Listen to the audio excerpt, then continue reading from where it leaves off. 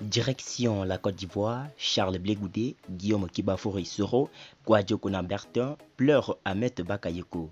Alors pour plus de détails, après le générique. Avant de commencer, n'oubliez pas de vous abonner et d'activer la cloche de notification car cela va vous permettre de ne plus manquer les prochaines vidéos.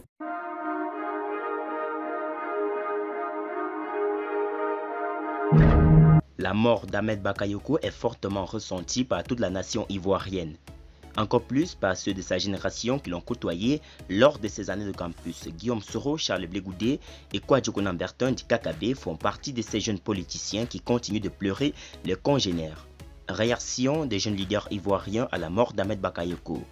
La nouvelle a frappé les Ivoiriens comme un coup près mercredi 10 mars et secoue Abidjan, la Côte d'Ivoire entière et tous les Ivoiriens qui se trouvent aux quatre coins du monde. Ahmed Bakayoko, Premier ministre ivoirien, est en effet décédé de suite d'un cancer en phase terminale. Évacué en France le 18 février puis transféré en Allemagne le 6 mars, après que son état de santé se soit dégradé, le chef du gouvernement de Côte d'Ivoire rendra finalement l'âme 4 jours après. À la suite du président ivoirien Alassane Ouattara qui pleure son fils, d'autres personnalités de la classe politique ivoirienne sont également montées au créneau pour témoigner leur attachement à l'illustre disparu et surtout lui rendre un vibrant hommage. Au nombre de ces personnalités, 3 jeunes leaders ivoiriens retiendront particulièrement notre attention. Il s'agit de Guillaume Soro, ancien président de l'Assemblée nationale de Côte d'Ivoire, Charles Blé Goudé, ancien ministre et ex-leader des jeunes patriotes, ainsi que Kouadio Bertin, ministre chargé de la réconciliation nationale en Côte d'Ivoire. Guillaume Soro, je m'incline devant la douleur du Ouagadougou. Dès l'annonce du décès du chef du gouvernement ivoirien, l'ex-président du Parlement ivoirien a publié un communiqué sur ses plateformes des réseaux sociaux. J'apprends avec une immense douleur le rappel à Dieu ce jour du Premier ministre Ahmed Bakayoko, ministre de la Défense et chef du gouvernement, mon ami, mon frère. En ces moments de chagrin, mes pensées émues vont à l'endroit de Yolande, son épouse et ses enfants dont je partage le chagrin et la souffrance, a réagi l'ancien chef des rebelles ivoiriens en exil quelque part en Europe. S'inclinant devant la mémoire du prince du Ouagadougou et relayant les qualités avérées de l'homme qui fut son collaborateur de longue date, l'ancien homme fort de Bouaké, condamné à 20 ans par la justice ivoirienne, a ajouté « Les circonstances de la vie, hélas, nous ont conduit à emprunter des parcours politiques différents, opposés et quelquefois conflictuels, mais nous avons su par-dessus tout garder et préserver notre fraternité et notre affection réciproque.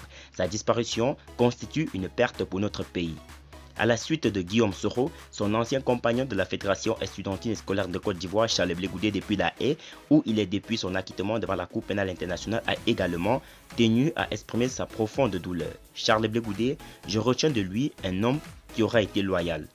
Acquitté de crimes de guerre et crimes contre l'humanité, crimes commis lors de la crise ivoirienne dite crise post-électorale par la Cour de La Haye et après sa mise en liberté sous condition, Charles Blé Goudé n'a cessé de manifester sa volonté de rentrer en Côte d'Ivoire. Le filleul de l'ancien chef d'État Laurent Gbagbo a d'ailleurs tenu à recadrer tous ceux qui l'accusaient d'être dans un deal avec le Rassemblement des oufoutistes pour la démocratie et la paix, le parti d'Alassane Dramane Ouattara. En dépit de toutes ces intrigues avec le pouvoir ivoirien, le président du Congrès panafricain pour la justice et l'égalité des peuples, en abrégé le COJEP, a tenu à exprimer sa grande affliction devant la perte d'une personnalité qu'il a côtoyée par le passé. C'est avec tristesse que je viens d'apprendre le décès de M. Ahmed Bakayoko, ancien Premier ministre de notre pays, a déclaré celui qui attend son procès en appel à la CPI avant d'ajouter « Nous étions certes adversaires politiques, mais je retiens de lui un homme qui aura été loyal à son mentor jusqu'au bout. Un repère et un soutien pour de nombreux jeunes Ivoiriens. Il a servi la Côte d'Ivoire en restant fidèle à ses convictions.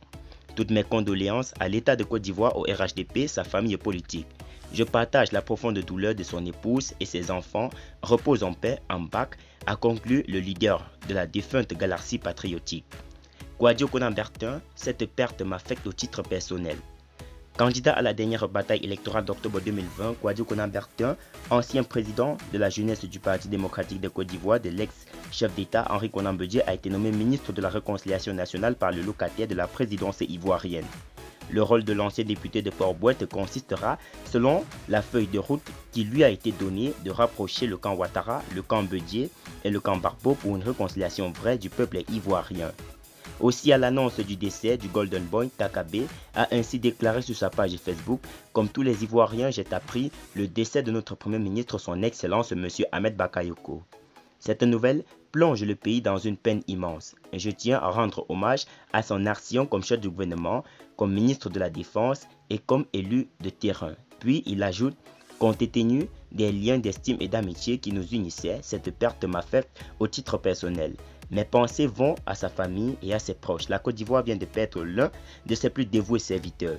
Nous sommes en deuil. À noter que de nombreuses autres personnalités politiques ont exprimé leur profonde tristesse au décès d'Ahmed Bakayoko, le premier ministre de Côte d'Ivoire décédé 8 mois après la disparition de son prédécesseur Amadou Gon Coulibaly.